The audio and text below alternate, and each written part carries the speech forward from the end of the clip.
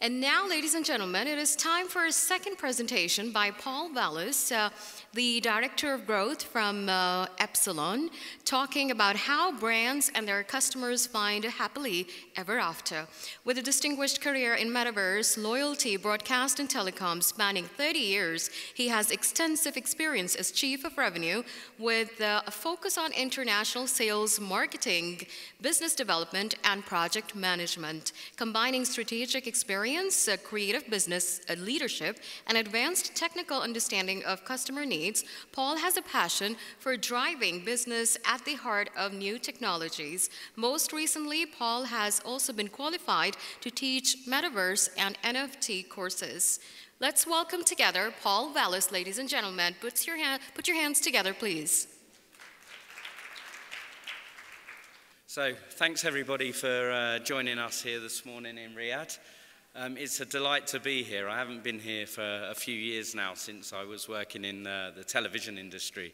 But I'm delighted to be back, and I'm delighted to be able to talk about helping customers and brands find their happily ever after.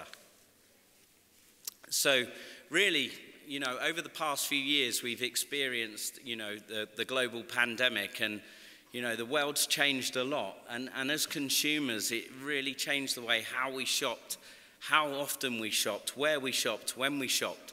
And almost overnight, everybody pivoted, and that's also been led to brands and businesses having to do the same thing. But one thing we all have to keep in mind is that we all want to keep that loyalty and that passion with our customers, that key connection.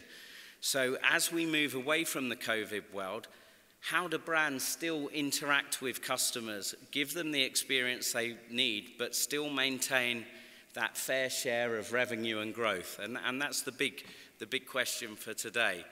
I recently joined Epsilon about 2 months ago, and it was their business, their technology, their loyalty, their ability to execute these programs, and the fact that their future and their data relies on a cookieless environment that really got me into this business. And I'm really passionate about what we do with customers, and I hope over the next few slides I can share that passion with customers, with end users, and everything that we build at Epsilon.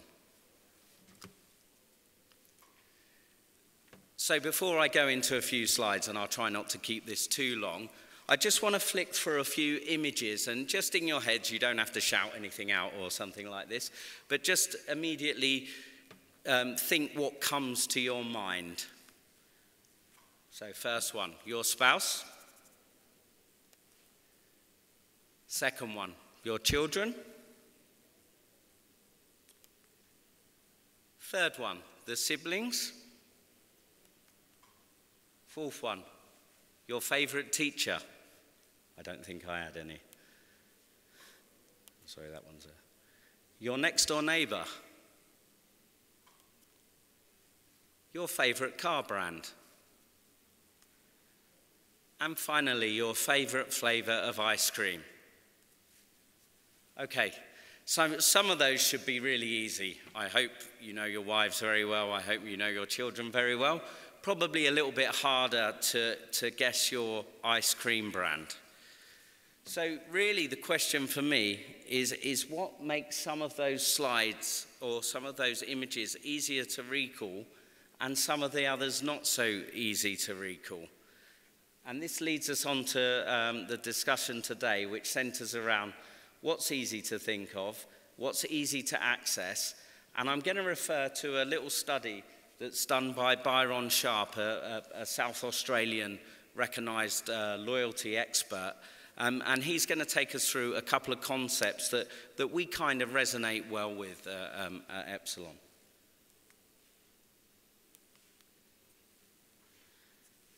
So when we look at this, it's a concept that we look at where we seem to be able to recall mental and physical availability, but typically when we're shopping, he's identified that we can identify two brands very quickly. And typically when we go into a shopping environment, these are the things that we look at.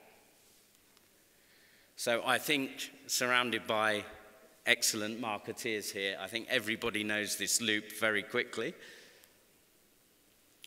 So what we're doing is we're looking at our brands, we're gathering information, and then at moment of purchase, we choose the brand that we like, and then we have ongoing exposure. But what we want to do as brands is have that trigger point to keep them inside the loyalty loop, that constant engagement with our customers.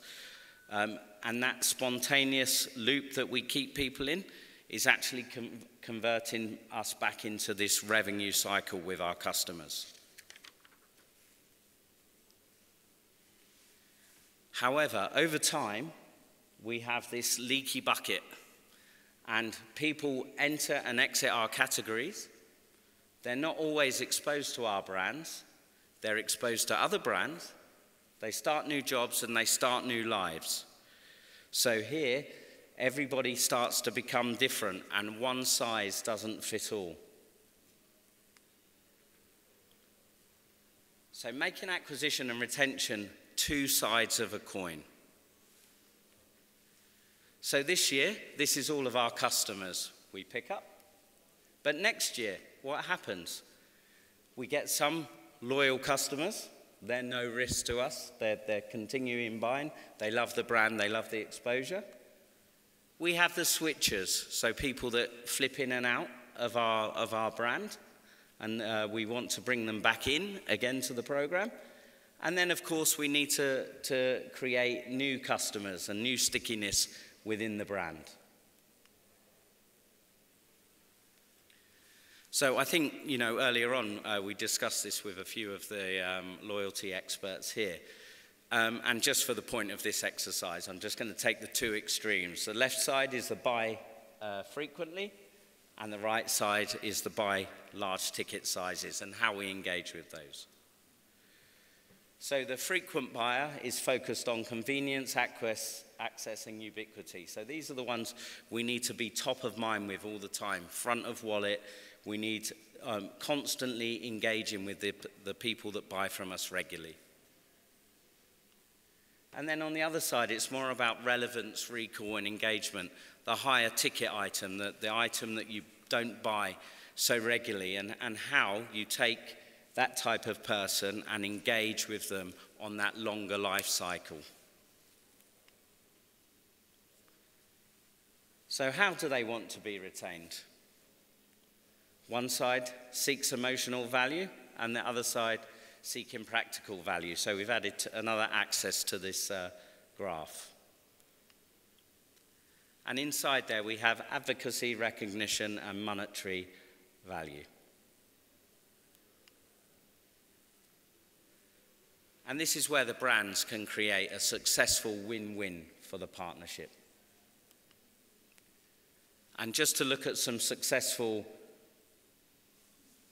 brands that are in the space. So on the high-end side, we've got Tiffany & Co., generally regarded as an ultimate luxury brand and loyalty program, where you go through and you can actually win, or not win, but gain Tiffany products. Mercedes-Benz takes you through a life cycle, a bit like we heard from eCar. You can change as your life cycle changes. So maybe you start with a sports car, but then you end up with a family car. And Mercedes loyalty programs enables you to make those lifestyle changes.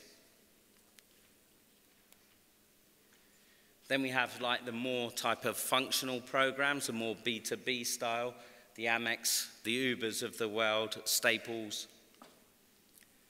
And then on the left side is the frequent transactional-based business, the Amazon Primes, the Dollar Shave Club, 3 million members of Dollar Shave Club. So that frequent engagement. And actually on the Dollar Shave Club, the average engagement in that program is about 3.4 years. So it's a pretty good program. And then at the top part, maybe I should cross that out and put Saudi Airlines and not Emirates, but they've got very good tiered programs where people become very loyal, as do Marriott Bonvoy.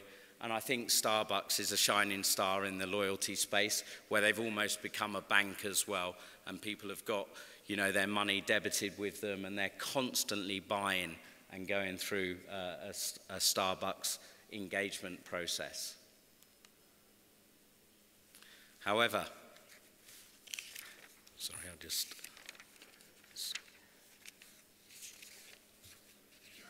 skip through. But this is where loyalty becomes fickle. So 60% of customers said they would switch to a competitor. 70% of customers said they wouldn't care if brands disappeared. But 80% of revenues come from 20% of brands' most valuable customers.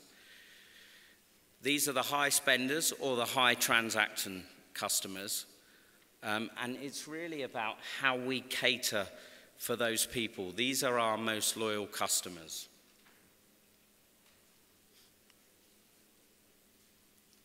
However, in the age of shifting loyalties, loyalty marketing is the ace up the CMO's sleeve. So really, as marketing and loyalty expected to play an even bigger part in the space of engaging with our customers, clients are demanding more authenticity from us. They're demanding one-to-one connections. They don't want to be seen as a group and have messages mailed at them, as part of a group. We talked about earlier very much personalization, using people's names, helping people to be able to engage.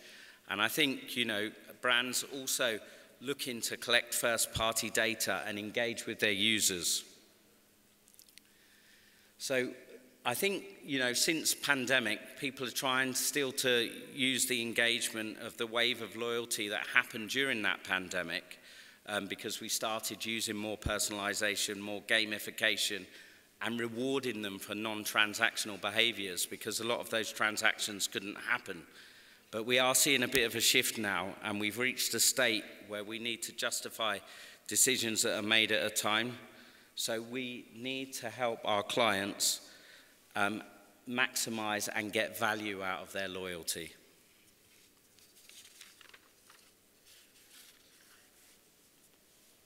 So really what we're saying is value exchange builds loyalty. Last week at GITEX we had a discussion around trust.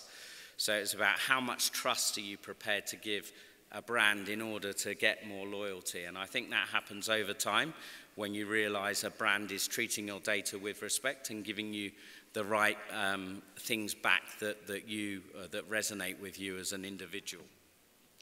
So really we want you to draw value from your loyalty program. Identify the right kind of value, or sometimes values that you can provide to your customers. And at the end of the day, prove the value of your loyalty program. I think it's really important. We speak about a lot, share of life, share of wallet, and share of heart. All of those things are vital for a successful loyalty program. And at the end of the day, it's really good if we can actually be accountable and give an ROI calculation on our loyalty programs for our business managers.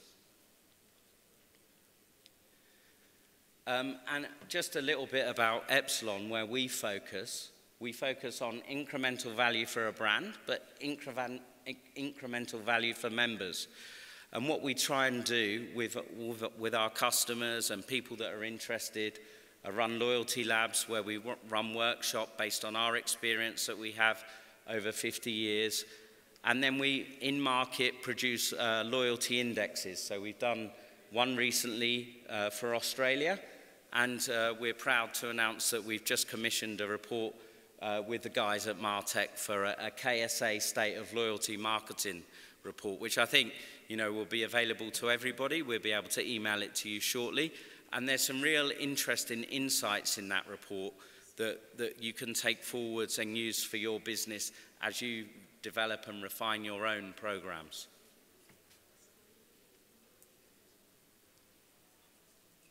And I just took, it didn't appear. I'd taken one quote from the loyalty report from a customer in KSA, and they'd actually said the fundamental, most important part of their loyalty program is the management of data. If you start with the right data, you underpin your programs correctly, you can then start the personalization, go after the true brand experience, and hopefully drive your bottom line revenues up for a successful happy ever after, one-to-one partnership. And I'm sorry I've had to rush through this, but I'm conscious of time. I had 15 minutes, so I've managed to stick to that schedule. But my colleague Sarah's with me today. She's a long-term loyalty expert, and we're on the booth there, booth number 12, and we'd be happy to talk more in detail about our insights, what we found out about loyalty, talk through the report with you in more detail, and we'd just like to wish you an enjoyable next 48 hours with the Martech team. So thank you very much. It's been a pleasure talking to you. Thank you.